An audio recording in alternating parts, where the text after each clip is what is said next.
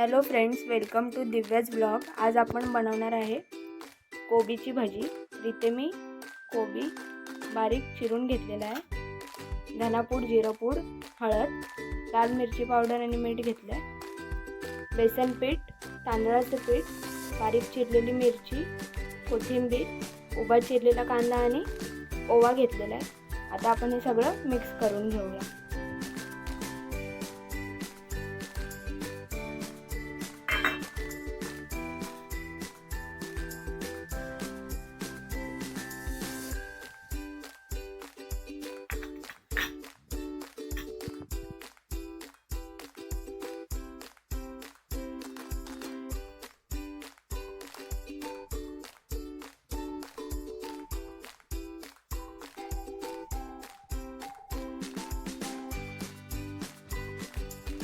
सगळं चांगलं आता मिक्स करून घेऊया। सर्व वस्तू चांगल्या मिक्स करून घेतल्यात। आता आपण तेल गरम करायचं। तेल चांगलं तापले। आता आपण यात भाज्या सोडून घेऊया।